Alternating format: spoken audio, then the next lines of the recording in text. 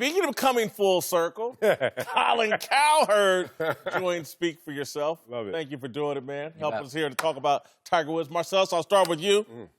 Can Tiger be more popular now than even in his heyday? Impossible. If you really look at what Tiger Woods was in his dominance, in the first 14 majors, before the indiscretions, before the off-the-course issues, Tiger Woods, the machine, you got to talk about that dominance. And sports is told through two lenses, dominance or a great storyline. Now, this is a great storyline. We're talking about redemption. Awesome storyline. But it still has to match with what? Dominance, success, him winning a tournament, a major like he did yesterday. Tiger Woods will win another major going forward. Tiger Woods will still be successful going forward. But that dominance, that guy who used to go out there and would just score just because of the color he wore, just because of the fact that he was the athlete on the course with other guys who were just looking up to him as a man, as a machine, I don't see him getting that back because that base, some of it departed. And some of it will come back, but it won't come back to the same number. It's interesting. When Tiger broke into golf, I was a sportscaster in Portland, and I used to get crap I'd go to a golf course, and people would say, well, why do you show Tiger, older guys? There are a lot of other good golfers. We forget there was a lot of resent toward Tiger from the 50 over crowd, which is a huge part of golf. Right. Now, the 50-year-olds are no longer the flat bellies. I think they're all in on him. I think his older fan base, he's human, they've got kids, they got grandkids. I think he'll be more loved within 50-plus golf crowd. There was a lot of pushback on Tiger. Now, the young people who were all into the first Tiger, well, they got some other guys they like. So I think some of them will choose Dustin Johnson or the cleanup hitter in the PGA. Yeah, solid. So I think he'll have a different popularity. Popular with older people because now he's flawed and human. But I think young people won't be 100% all in. They don't care about the history. They've got some of their young guys they like. They're not mesmerized by it anymore. That's right, not quite as mesmerized. But I think he can be more popular now. I think the story is much better now than the original story, the story of redemption. And then, Cowherd, you called me yesterday and you talked about it on your show. Tiger brought us all together in this very divisive time. Everybody's rooting for Tiger Woods yesterday, or virtually everybody. It felt like that. And I think that's so unique in this time. And moving forward, I think it's going to continue with Tiger Woods. I do think he can be more popular this time around. The comeback story is always better than think about what you're saying. You're saying he's bringing us together now. Yeah. But remember original Tiger Woods. There's videos of him as a youngster talking about the major I want to win the most is the Masters because of how they've treated black people over the years. This is young Tiger Woods talking about that. When he first entered the sport, the most polarizing sport probably in sports at that time. Think about it. My first sport I ever participated in was actually golf. My father is an avid golfer. To this day, he golfs every single day. And I remember being 5 years old, and my father used to talk about Calvin Peete. And Calvin Peete was the Tiger Woods for black people before Tiger Woods. Yeah. And I'm on a golf course in 1979 with Smokey Robinson, my dad, and myself, and no one else that looked like me. And it stayed that way. It felt that way my entire upbringing. And then all of a sudden, Tiger Woods hits. When you want to bring the racial component or you want to talk about really inclusive behavior and division, there was nothing that was more impactful than what he did initially in his run in his 14 years. You know, Tom Brady did Tom versus Time, and it let us in. Peyton Manning was always more popular. Y'all, Saturday Night Live. Brett Favre was always more popular. Tom was just great. And Tom finally did Tom versus Time. Oh, his family, his kids, he's vulnerable. This Tiger is letting me in. He's doing a documentary. It's called His New Life. I feel more emotionally connected to Tiger. I almost look like a deity. I almost looked at Tiger in worship. There's Tiger. But I didn't. If Tiger walked into a room now, oh, you got kids? Oh, you've been addicted to painkillers? My neighbor has been. I feel he's much more eye to eye, relatable to me and most people. That's how I feel. Yeah, I just think him being humble the way that he was humble and dealing with it the way that he's dealt with it his comeback story makes him more relatable, easier to root for. And look, maybe it's the Tiger homer in me because it was such a big day for me yesterday, but let me move to a different topic then, and I think you've already kind of gone there, but because I think if he catches Jack Nicklaus, and now he's re-sparked that conversation, he's 3 majors away from catching Jack Nicklaus in majors, do you think he can do it? I always did. I was never a doubter of Tiger Woods. We had some of these off-mic conversations before, talking about the oldest guy to win a major is 48, and that's a guy. Tiger Woods is 43, and he's Tiger Woods. That runway was always in front of him. You talk about Tom versus time. Tiger Woods versus time, there was always still more opportunities going forward if he could just correct himself. Upstairs first, and then in terms of his health and being out there and playing up to his level. This is 2.0 Tiger Woods, but I never doubted that he could because, what has there been, 9 other golfers after the age of 43 that have won majors? And only Jack is comparable to Tiger Woods in terms of talent and ability.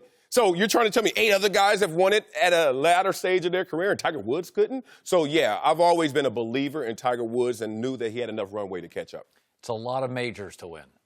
And there's good golfers out there. There's bigger sticks than him now out there.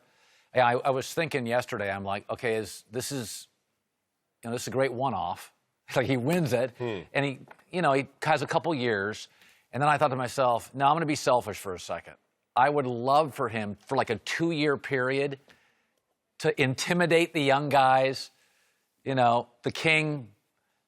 And then all of a sudden, after about 2 to 3, he wins 1 or 2, and he said, you know what, this has been great. And he retires. I don't want to see old Tiger. Yesterday felt like I was seeing kind of young Tiger with really good doctors. That's what it felt like. This guy's got really good surgeons. But, man, can he do this for 5 more years? Back fusion, 3 back surgeries. I mean, they tell you in medicine, avoid the back surgery. Oh, yeah. I've had They'll do anything to avoid 3 back fusion. What if it's just 1 of 2 majors, 3 years, 4, and then it's over, and it's just great for all of us. I live and die with Tiger Woods. I don't think he's going to catch Jack Nicklaus for the reasons you talk about, health. And it's so unpredictable. And then once you get to he's 43, he's not going to get healthier because he age and father time undefeated. And then the other factor is just he's created other great athletes in golf now. Brooks Koepka looks like Tiger Woods when Tiger Woods used to be yoked up and slaughter in the field. And Brooks Koepka has been dominant in these majors the last 2 or 3 years, virtually almost like Tiger Woods. Dustin Johnson, who played great yesterday, shot a 68 and got his way back into the tournament. Power. Justin Thomas, these guys that he's competing against, Jason Day, these guys are really, really good. And so I think he'll never be as dominant as he once was. And he doesn't have to get 3 majors, but he can't be as dominant as he was because the competition is just so good. Dustin Johnson's a very good athlete. I don't know if he's Tiger Woods, very good. Some of these guys that have joined golf now, these young guys, are right there with Tiger. And the thing that I kept looking at yesterday was Molinari outdrove Tiger regularly. Yes. And certainly Tony Finau did, because Tony Finau's great off the tee. And so that he was so dominant off the tee that he could mask any other areas. Yesterday it was his iron play. Yes. Yeah. And now he can't do it. And so I think it's going to be – I'd love for him to do it. Trust me, that's my dream, but I just don't think he can. Well, let's not forget, even in the comeback story before it finally culminated in a win at the Masters, close finishes for Tiger Woods. Even in his comebacks, he was leading the Open just last year. And so we've seen Tiger Woods scratching at the surface. Let's not forget, 15 major wins, 6 second places, 4 thirds, 5 fourths. Even when Tiger Woods is not there, he's close. And that's when Tiger Woods was still trying to come back. I would say this, though, and I don't know the exact number, but if you go look at Jack Nicklaus's second place finishes, they dwarf Tiger. Oh, yeah. And so Tiger's a bit of a front runner. That's the first time we've ever seen Tiger come from behind and not have the 54-hole lead. That's a good point. And so I love what Tiger's done the last 3 majors, and end of last year and all through this year. But catching Jack, I think that may just be too, given his age and his health, and Koepka and these guys are just really, really good. They're better than the guys Tiger was beating up on previously. Final question, and obviously for me this is an easy one. Was Tiger's win at the Masters the sports moment of our lifetime? The emotional impact it had, and full disclosure, Friday I watched all of it. Saturday I watched all of it. Yesterday I had to do this festival for book sales and stuff, and I was sitting there midway signing, talking, Q&A. How's Tiger? Wait, Tiger's up. Tiger won. And the emotional impact that had to come back home and watch the replay on CBS. And I'm like, this is amazing. And then I started to say, don't be a prisoner. What else ranks this high? And I don't have anything that ranks higher. I can make some lateral love steps and say, oh, well, we could talk about some other great moments. Some of the dominance we saw before. You could go back to a Mike Tyson. You could go back to Michael Jordan's comebacks, things of that nature. But better, trumping this moment, I'm empty. I have nothing. It's my number 2. It's the greatest individual moment. Miracle on Ice was my greatest. I also, I'll go to an occasional hockey game. Not a huge hockey fan, but Miracle's my favorite sports movie. But that encompassed so many things. We were in a recession. There were gas lines. Cold War. If you go back to Miracle on Ice, it was about our country was really in pain. Economically, we were in trouble. We weren't the power that we were. And for us as massive underdogs, listen, Tiger's been out. He's never a massive underdog if he's healthy. We had lost to Russia by like 8 goals at Madison Square Garden. They were a pro team. We had college kids. That, to me, encompassed just the spirit of our country. That feels bigger. But individually, there's not a lot here to compare it to. I can remember Michael Jordan winning and the trophy. Father's Day. Yeah, that really sticks in my memory. I have weird memories. Jeter homering in his last, wasn't it Yankee game for some reason? That's some reason that pops into my head. Elway's Super Bowl, the walk-off. LeBron's first championship in Miami was great. But I think it's Miracle on Ice for a lot of the reasons noted, and I think this for Tiger resonates with me. To me, I think Muhammad Ali lighting the torch in Atlanta. I was there, covered that Olympics. What Muhammad Ali represented in his journey coming that full circle and despised, run out of boxing, polarizing figure, standing against the draft, and then all of a sudden becoming the guy that lights the Olympic torch when the Olympics are here in L.A. I mean, in the United States, in Atlanta. That was an incredible moment for me. But I've had 2 moments in sports that have made me cry. And it was Tiger winning the Masters in 1997 and yesterday. And other than Ali lighting the torch, this is probably the thing I'll remember the most.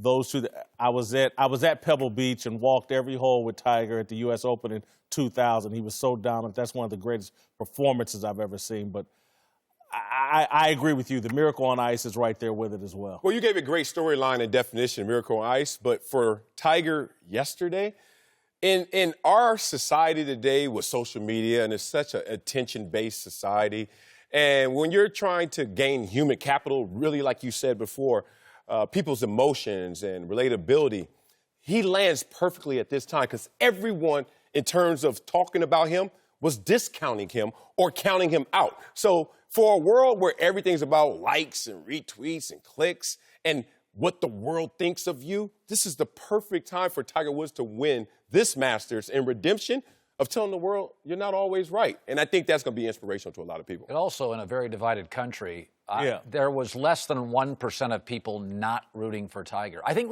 we sometimes forget. Tiger's first 10-year run, not everybody loved him. Yeah. There was a lot of pushback from older people because remember, he was threatening Jack. We don't like, ask LeBron, we don't like you threatening our legends. We don't.